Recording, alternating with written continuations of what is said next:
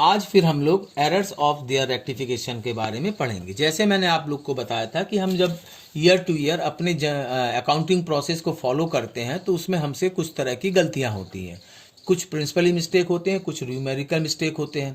Principally mistake का मतलब होता है कि जब हम किसी जनरल एंट्री को गलत हेड्स में डाल देते हैं, परचेज को सेल में डाल दें, वेजेस को सैलरी में डाल दें, तो इस तरह की गलतियां होती हैं।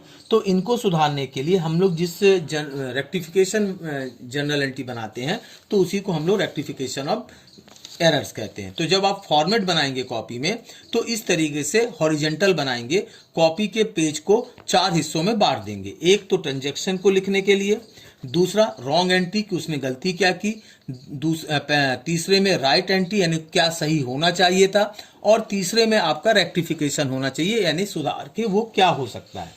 तो जैसे मैंने जो क्वेश्चन आपको दिया है उसमें जो पहला ट्रांजैक्शन दिया गया है उसमें लिखा है ₹1000 being the sale proceed of building has been written in the sales book। तो बिल्डिंग क्या है, हमारा एसेट है, मगर उसने बिल्डिंग सेल किया है मगर उसको सेल अकाउंट में डाल दिया।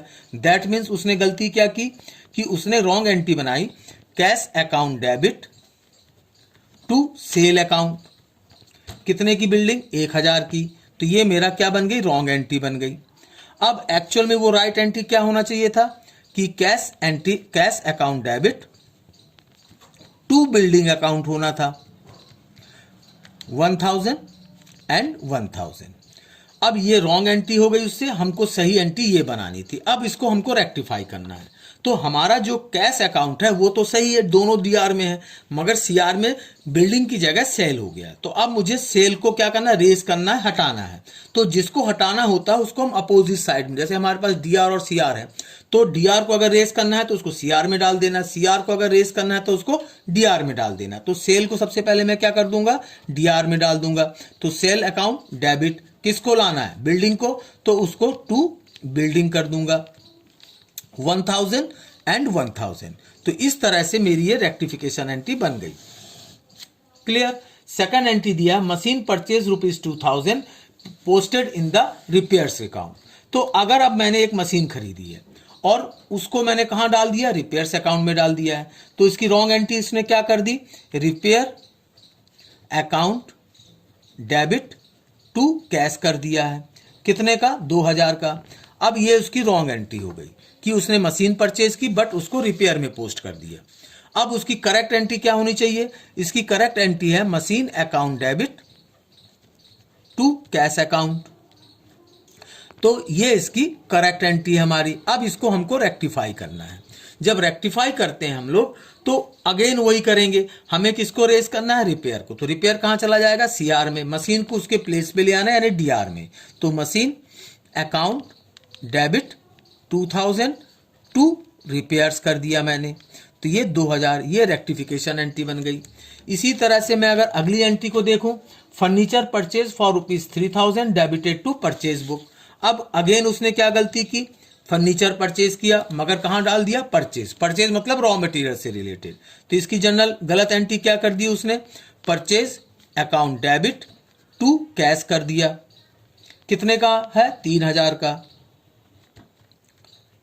अब इसकी सही एंट्री क्या होना चाहिए, उसने फर्नीचर परचेज किया तो furniture account debit to cash होना चाहिए।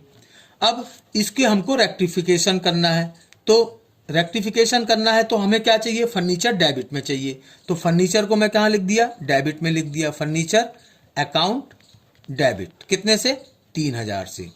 टू क्या आना चाहिए, परचेज को रेस करना है तो परचेज को अपोजिट साइड में डाल दिया, 3000 रुपए। तो ये रेक्टिफाई एंट्री बन गई। फिर अगला है interest amounting to ₹4000 receive from Nitin was credited to his personal account. अब मुझे इंटरेस्ट के 4000 रुपए मिले नितिन से, अब उसको मैंने गलत में क्या कर दिया, उसके पर्सनल अकाउंट में डाल दिया। तो जनरल एंट्री मेरी गलत क्या हो गई, मुझे इंटरेस्ट मिला तो cash account debit to Nitin कर दिया मैंने। कितना मिला इंटरेस्ट, 4000 रुपए मिला। ये मेरी गलत एंट्री हो गई। सही एंट्री क्या होना था, cash account debit to interest account होना था। ये इसकी करेक्ट एंट्री हो गई। अब इसको मुझे सुधारना है, तो किसको रेस करना है? नितिन को। तो नितिन को कहां डाल दूंगा? नितिन डेबिट में चला जाएगा। किसको लाना है? इंटरेस्ट को लाना है, टू इंटरेस्ट। 4000 तो ये आपकी रेक्टिफिकेशन एंट्री बन गई।